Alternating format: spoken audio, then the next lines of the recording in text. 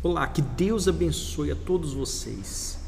Eu quero fazer esse vídeo, mas para me dirigir a todas as pessoas, amigos e amigas, católicos, espíritas, você que tem uma crença religiosa, independentemente da placa da igreja ou não, eu quero deixar um alerta muito forte na luz da palavra de Deus para todos vocês. O Senhor Jesus, ele disse: conhecereis a verdade e a verdade vos libertará. Eu quero compartilhar o meu conhecimento, o Espírito que Deus me tem revelado com você, porque eu sei que tem muitos de vocês que são pessoas boas, pessoas caridosas, que ajudam o próximo, pessoas bondosas, justas, fiéis, marido de uma só mulher, mulher de um só marido, pessoas de caráter mesmo, mas que diante de tudo isso, no meio de vocês ainda existe a idolatria a santos, imagens ou até outros deuses. Eu quero não discutir religião, não agredir a fé de ninguém, mas a verdade eu não posso omitir, tá certo? Se você desejar me ouvir, então ouça com atenção, que eu tenho certeza que Deus, ele vai iluminar a tua alma e você será uma pessoa muito grata, não a mim, mas a Deus, pela verdade que a gente vai mostrar aqui para você, tá certo? Diz aqui a Bíblia, a palavra de Deus, o primeiro mandamento de Deus. Você pode conferir em Êxodo capítulo 20, no versículo 2 em diante, mas vamos ler do 1, que diz sobre os 10 mandamentos. O primeiro mandamento de Deus diz assim: então falou Deus todas estas palavras, dizendo: eu sou o Senhor teu Deus, que te tirei da terra do Egito e da casa da servidão. Você vê, Deus se apresenta, Ele é o Senhor, que tirou o povo do Egito, da escravidão. O Egito, que sempre foi uma nação que adora outros deuses, como o sol, a lua, e tantas outras entidades que eles têm como deuses. Então Deus libertou o povo dele deste lugar. Aí ele diz o primeiro mandamento, olha só: não terás outros deuses diante de mim.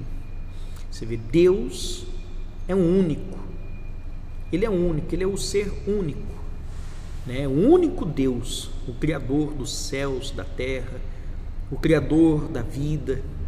Só existe Ele como Deus, e Ele é o único a ser adorado.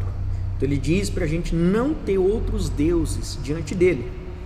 E Ele fala mais, não farás para ti imagem de escultura, não farás para ti imagem de escultura, nem alguma semelhança do que há em cima nos céus, nem embaixo na terra, nem nas águas debaixo da terra. Bom, olha este primeiro mandamento: não farás para ti imagem de escultura, nada, nem o que é no céu, nem imagem de Jesus Cristo, nem imagem de qualquer outro santo, padroeiro, padroeira, de qualquer que seja a nação.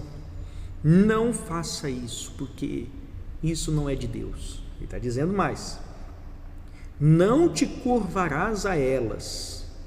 Olha que forte: não te curvarás a elas, e nem as servirás, porque eu, o Senhor teu Deus, sou um Deus zeloso, que visita a iniquidade dos pais nos filhos até a terceira e a quarta geração daqueles que me odeiam. Ou seja, a pessoa que faz isso, sabendo que a idolatria é pecado, ela está de uma forma ou de outra aborrecendo a Deus, odiando a Deus. E eu sei que não é isso que você quer, que você confessa, você diz que ama Deus, que ama ao Senhor Jesus Cristo, mas se tiver idolatria, Deus olha você como uma pessoa que o odeia.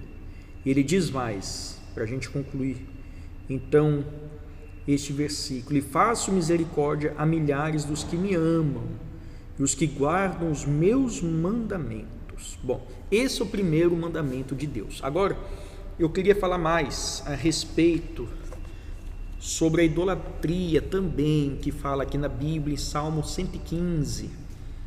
Vamos ler, diz assim: não a nós, Senhor, não a nós, mas ao teu nome da glória, por amor da tua benignidade e da tua verdade. Bom, não a nós, homens mortais, meros mortais, mas a Deus, ao nome de Deus. Que nome é esse, pastor? Bom, o nome é Jesus Cristo. Jesus, Ele que é o Filho, tem o Deus Pai e o Deus Espírito Santo. Os três são um. Os três são um. A Bíblia fala que Deus amou o mundo de tal forma que deu seu Filho unigênito. Unigênito quer dizer o quê?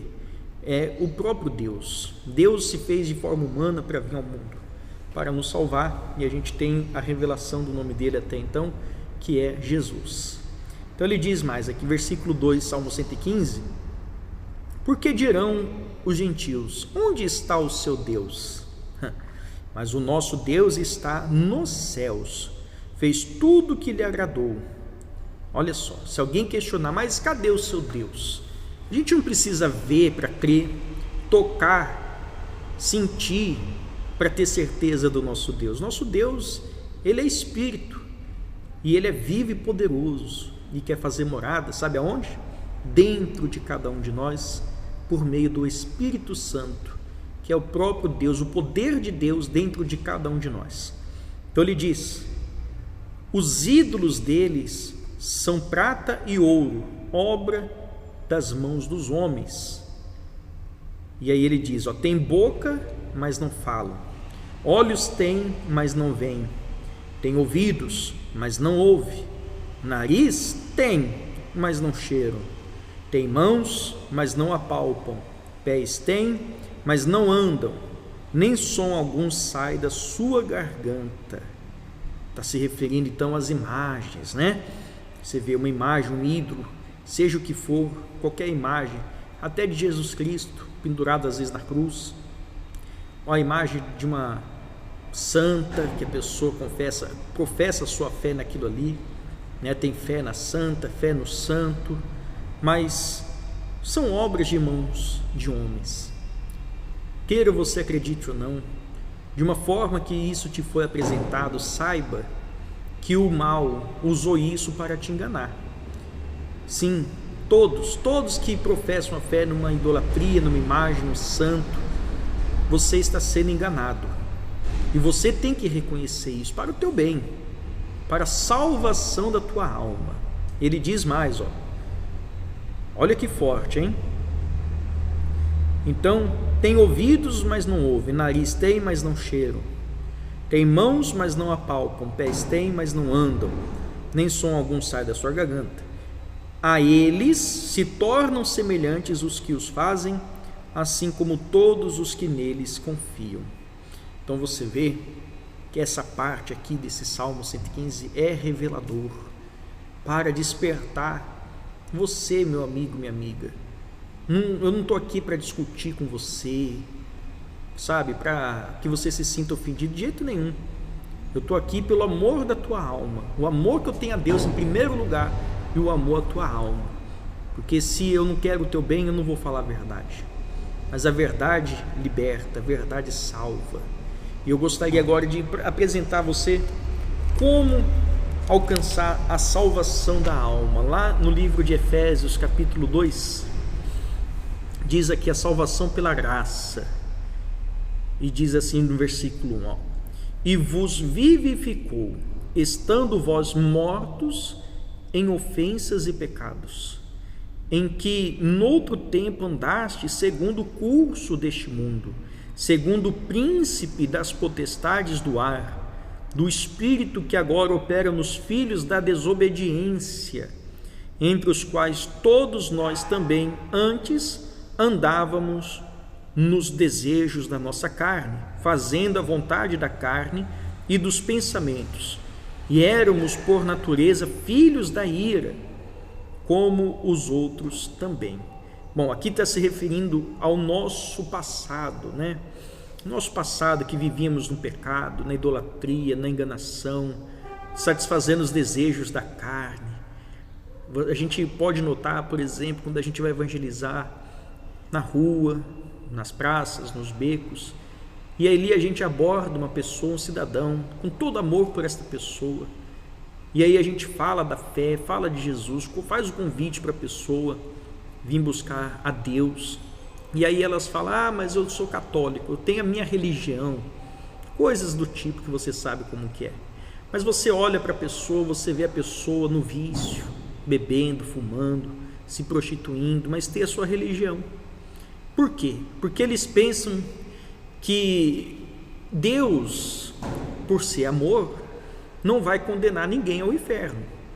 Eles acreditam também no purgatório. Você sabe o que eu estou falando, que quando a pessoa morrer, ela vai para o purgatório, pagar os seus pecados, depois no fim, Deus vai salvar todos.